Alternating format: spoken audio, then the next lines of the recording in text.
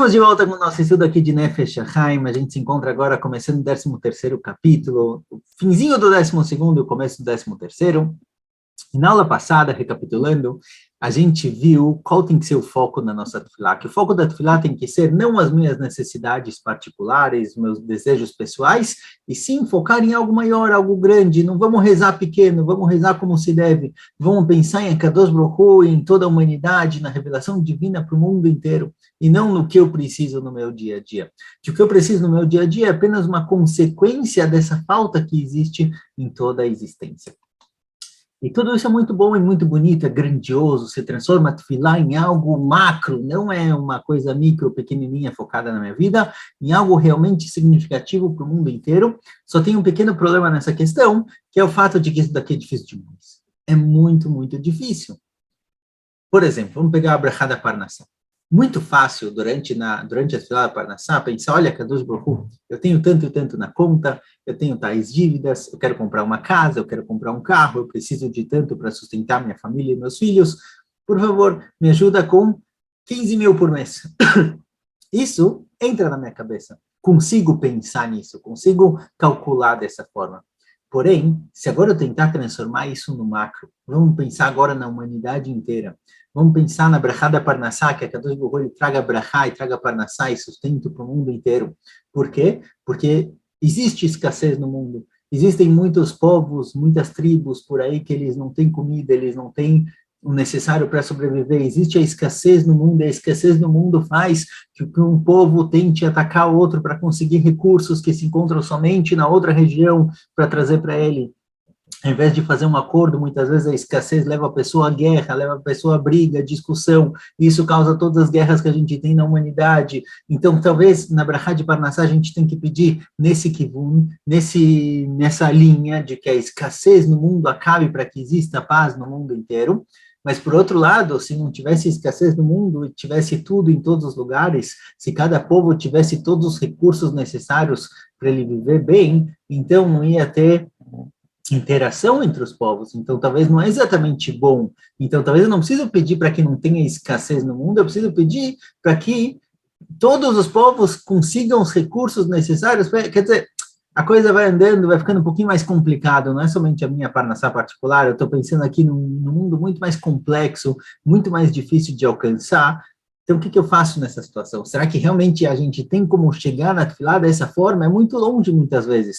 E será que se eu não consigo chegar tão longe, então desencana? Será que não adianta a minha tefilá? Então, no fim do Perek Yud Bet, do 12º capítulo, o Nefesh HaChaim traz para a gente uma Gemara muito interessante, que parece numa Gemara de Masechet Eruvin, da Samech Hei. A Gemara fala para a gente o seguinte, fala a Gemara assim, יכולני לפתור כל העולם מדין תפילה שנאמר שחורת ולא מיין. Fala Gemara que a priori todos nós poderíamos ser pturim, isentos de rezar. Por quê? Porque devido a toda a bagunça do mundo, na época de Geulah, que a Israel está em Eretz Yisrael, com Beit HaMikdash, Nevim, profetas, tudo ótimo. Mas quando começa a época da Galut, da diáspora, que a Israel está espalhado por aí, e tem sofrimentos, tem tzarot, tem perseguições, a priori a gente não está com a cabeça livre. Igual uma pessoa que ele está bêbado, ele não tem consciência, ele está para tudo de tefilá, ele não tem obrigação de rezar. Assim também, a priori, hoje em dia, ninguém precisaria rezar. Assim traz a Gemara aqui. Talvez, pode ser, que ninguém precisaria rezar hoje. Por quê? Shurat miloyain. Nós estamos como bêbados, mas não de vinho. Bêbado no sentido que a gente não tem capacidade de se concentrar completamente em uma coisa, tem sempre um pensamento atrás do outro, atrapalhando, incomodando e tirando a pessoa da concentração dele. Então, talvez, a prioridade da Gemara já sai isso, que hoje em dia já não tem mais obrigação de tefilá. Porém, obviamente, na Halachá é que a obrigação de tefilá continua. Embora a gente não consiga fazer a grande tefilá como se deve, fala Nefesh HaChaim, mesmo assim, um mínimo a gente tem que fazer. Ou seja, pode ser que essa tefilá ideal, que foi trazida no Perek Yud Bet, esse não reze pequeno, essa necessidade de rezar da forma mais e mais completa e mais elevada possível, talvez a gente não consiga chegar lá, mas a gente consegue fazer algo que é parecido com isso. Como? Fala para a gente o Nefesh HaChaim na continuação. No Perek Yud Gimel fala para a gente o Nefesh HaChaim o seguinte. Beit Yosef, Rav Yosef Karo, aquele que escreveu o Shulchan Aruch, ele tem um livro chamado Magid Meisharim. Magid Meisharim era um Magid, um anjo, que dizia coisas para o Beit Yosef. Então, muitas vezes ele tinha perguntas, ele tinha dúvidas, e durante a noite, no sonho dele, respondiam para ele. Ele tinha um anjo especial que conversava com ele e respondia para ele. E certa vez, esse anjo falou para ele o seguinte: uma das coisas que esse anjo falou para o Beit Yosef tomar muito cuidado, você deve tomar muito cuidado para que durante a tefilá você não tenha nenhum pensamento estranho, afilo shel Torah u mitzvot, mesmo pensamentos de Torah e mitzvot. Na hora que você está na tefilá, você não tem que pensar em Torah e mitzvot. Não tem que pensar naquela sugiá que você estudou ontem, não tem que pensar no shiur que você ouviu faz 2 dias. Na hora da tefilá, você tem que estar rezando. Nem Torah e mitzvot podem entrar na sua cabeça. Que im beitevot atfilá atzmam. A pessoa deve pensar somente nas palavras da tefilá. Fala, Nefesh HaChaim, presta atenção. O anjo não falou para o Beit Yosef, olha, durante a tefilá, você tem que ter só as kavanot mais elevadas do significado e do sentido de cada brachá e palavra e palavra. Não. O anjo falou para o Beit Yosef o seguinte, que im betevot atfilá atzmam. Você tem que pensar nas palavras da tefilá. O que significa pensar nas palavras da tefilá? Fala para a gente, o Nefesh HaChaim, o seguinte, olha, é verdade que a tefilá pode ser algo impressionante, algo incrível, algo que trata de toda a existência de Akadosh Baruch Hu. Porém, muitas vezes a gente não consegue chegar lá. Você não está no nível. Principalmente hoje em dia, o Nefesh HaChaim já trouxe aqui, olha, se na época da Gemara já falavam que é difícil se concentrar, hoje em dia a pessoa tem tantos problemas, tantas preocupações com Parnassá, que com certeza é difícil ter uma kavaná completa na tefilá. Então o quê? Então minha tefilá não vale? Minha tefilá não é completa? Minha tefilá não é perfeita? Não, fala, né? A tefilá é perfeita. Como? Como a gente pode sim rezar de forma perfeita hoje em dia, prestando atenção em cada palavra e palavra que a gente está lendo. Por quê? Porque, como a gente já disse, a nossa tefilá foi escrita por Anshe Knesset Agdolah.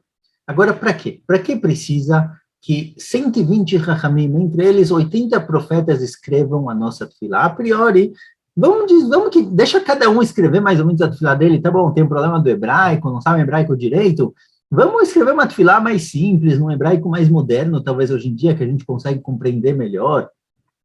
Ou talvez não é obrigatório rezar em hebraico, a priori cada um pode rezar na língua dele. Por que tiveram que vir 120 Chachamim e 80 profetas entre eles para definir a linguagem da tefilá? Então fala para a gente o Nefesh HaChaim o seguinte, um dos conceitos que ele trouxe lá atrás, no começo do primeiro portão, no começo do livro, é que Kadosh Baruch Hu mechadesh et haolam kol yom.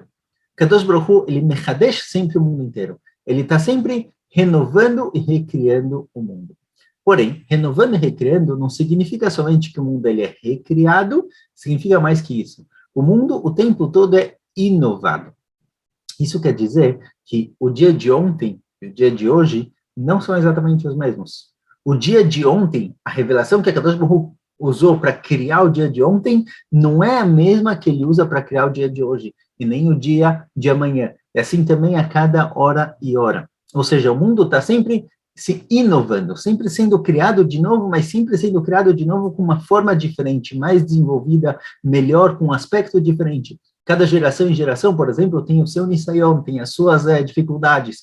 Tiveram gerações pós-Shoah, por exemplo, pós-Holocausto, que a grande dificuldade era não trabalhar no Shabat. O Shabat era o centro do mundo naquele momento, e a grande dificuldade, o grande teste para os Yehudim era não trabalhar no Shabat.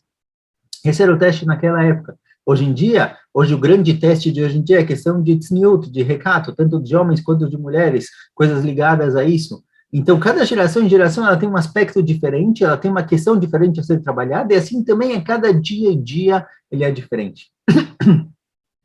Então, se cada dia e dia é diferente, que adianta eu fazer exatamente a mesma tefilá? Fala Nefesh HaChaim, os nossos sábios, esses grandes 120 Chachamim, entre eles 80 profetas, eles conseguiram escrever uma tefilá, que se você prestar atenção em cada palavra e palavra, se você falar cada palavra corretamente como se deve, você vai estar, talvez de uma forma que a gente não consegue compreender, e realmente a gente não consegue compreender, mas você vai estar fazendo o tikkun, o conserto necessário para aquele dia, para aquela tefilá. Então, quando você fez shacharit hoje, você falou exatamente a mesma tefilá que você fez ontem, o tikkun, o conserto feito Bashamayim, não foi exatamente o mesmo. Eles conseguiram colocar dentro das tefilot, dentro das palavras colocadas na tefilá, o conserto que vai também se inovando juntamente com o mundo. Então, a tefilá de ontem não é igual a tefilá de hoje. Mesmo que você falou as mesmas palavras, o que aconteceu ontem, o que aconteceu hoje, completamente diferente.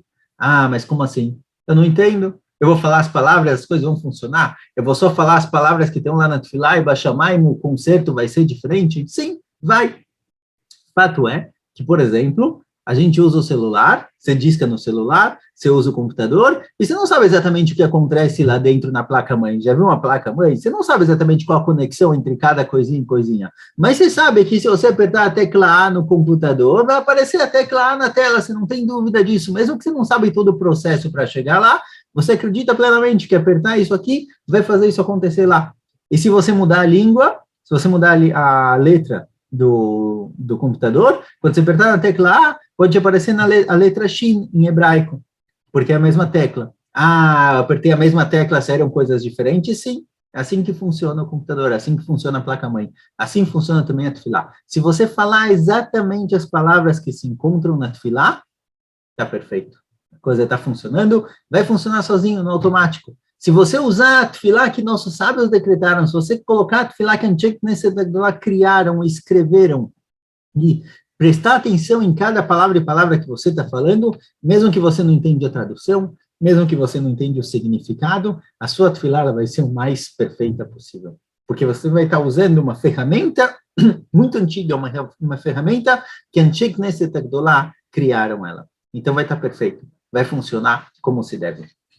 Além disso, se você conseguir pensar também que a cada palavra que você fala, você está trazendo Kudushá e santidade, consertando os mundos, melhor ainda, você está dando mais força para cada brachá e brachá, para cada palavra que você fala. Mas o principal fala para a gente, Nefesh HaChaim, o principal modo de conseguir se concentrar na tefilá e fazer a tefilá sem muitos pensamentos incomodando, não é tentar realmente focar no sentido de cada brachá e brachá do Shmona Esrei, por exemplo, que isso é bom, com certeza, se você conseguir desenvolver o pensamento, entender por que aquela brachá é importante para a existência e para a continuação do mundo, ótimo. Mas o principal ponto, e o principal modo também de conseguir estar focado na tefilá, é olhar para o Sidur, ler a palavra dentro e ter essa palavra na cabeça. Então, quando você pega no Sidur, por exemplo, e está escrito Otá, você pensa na sua cabeça, Alevav Tav Rei, Otá. Palavra por palavra, lê palavra por palavra, concentrado, olhando para o Sidur. Isso daqui vai te dar a concentração necessária, vai te dar o que é necessário para que a tefilá seja perfeita. E se você rezar dessa forma, mesmo que o que apareceu no Perek Yud Bet, no capítulo anterior, sobre uma tefilá que foca no sofrimento de Akadosh Baruch Hu, no shoresh, na raiz de toda a existência, mesmo que você não consiga fazer aquela tefilá lá, até aquela concentração, se você fizer a tefilá como se deve, se você falar as palavras que nossos sábios decretaram na tefilá, e você estiver pensando na palavra que está falando, não mais que isso, pensar na palavra que você está falando, está perfeito. Sua tefilá vai ser 100%. Por isso, fala para a gente, Nefesh HaChaim, no Perek Yud Gimel, embora o Perek Yud Bet seja muito difícil, e é bom conhecer o ideal, é bom saber onde a gente tem que chegar. Se você fizer o mínimo necessário de prestar atenção em cada palavra e palavra, como disse o Maggid para o Beit Yosef, como disse o anjo para o Beit Yosef, se você prestar atenção, que im betevot atfilá atzmam, prestar atenção nas palavras da tefilá, está perfeito, acabou por aí. Não falta absolutamente nada na sua tefilá. Então, embora realmente seja muito difícil imaginar uma tefilá tão complexa, igual do Perek Yud Bet, saiba que o que aparece para a gente aqui no Perek Yud Gimel, uma tefilá que é focado nas palavras, se a gente compreende, se a gente entende que essas palavras, elas na verdade são uma ferramenta que por trás delas tem todo um pensamento, e a gente se conecta através dessa palavra para esse grande pensamento dos nossos sábios, de profetas por trás da tefilá, então, tá ótimo. Sua tefilá vai ser perfeita. Em breve, continuamos para o próximo Perek. Até mais.